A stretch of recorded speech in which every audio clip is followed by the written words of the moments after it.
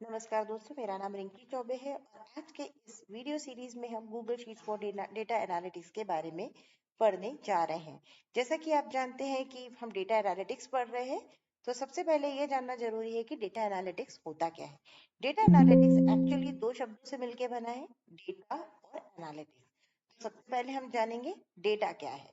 अगर आप मेरे स्क्रीन पे देखेंगे तो गूगल शीट्स की एक डेटा को मैंने कॉपी किया हुआ है और जिसमें आपको order ID, date, region, sales person etcetera etcetera के कॉलम्स नजर आते हैं। अगर मैं हर कॉलम के नीचे के सेल को देखूं तो उसमें कुछ नंबर्स या कुछ वर्ड्स दिख रहे हैं और इंडिविजुअली अगर मैं किसी सेल की एंट्री को पढ़ती हूँ तो उसे मुझे कुछ समझ में नहीं आता। या तो वो मेरे लिए वर्ड्स होते हैं या नंबर्स होते हैं, जिसको हिंदी में आप खाली आंकड़े कहते हो। तो खाली आंकड़ों से तो मुझे कुछ समझ में नहीं आ रहा है।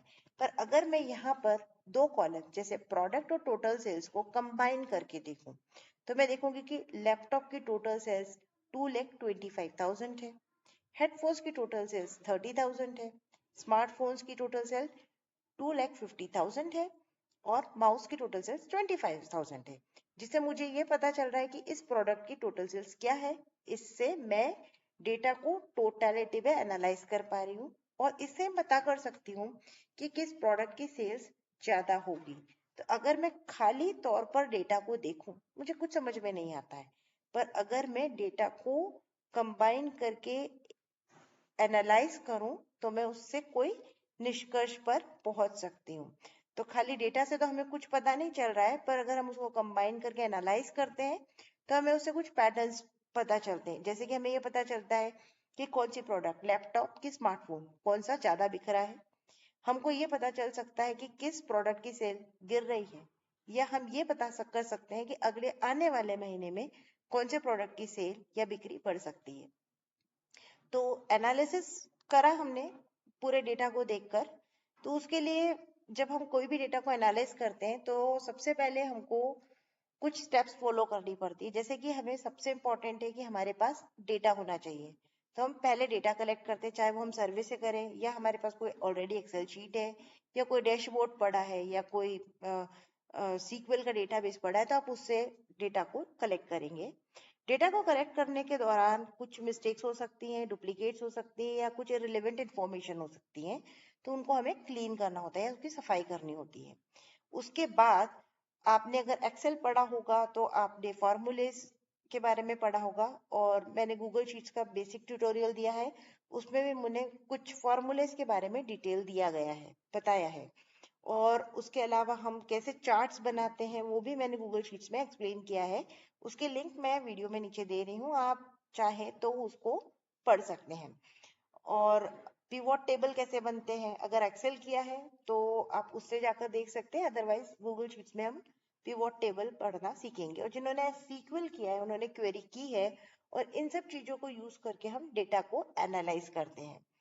फिर उसके बाद एनालिसिस के बाद हमें उसको विजुअलाइज करना है, तो उसके लिए हम या तो चार्ट्स बनाते हैं या डैशबोर्ड्स बनाते हैं, ताकि हमें कोई डिसीजन या निष्कर्ष हम आसानी से ले पाए और फिर उसके बाद हम कोई डिसीजन बनाते हैं।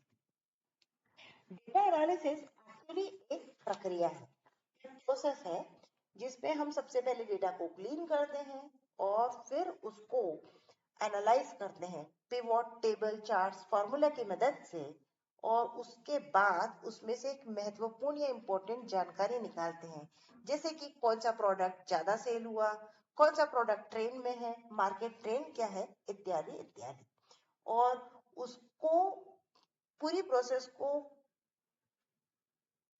हम डेटा एनालिसिस कहते हैं। डेटा एनालिसिस करने के लिए जो व्यक्ति हमें लगता है उसे हम कहते हैं डेटा एनालिस्ट। और ये डेटा एनालिस्ट वो व्यक्ति है जो डेटा को देखकर उसे समझता है, उससे एक मीनिंगफुल पैटर्न या ट्रेंड को निकालता है और फिर कोई डिसीजन मेकर को वो अपनी रिपोर्ट देता है ताकि वो उसमें से कोई इंपॉर्टेंट डिसीजन ले सके।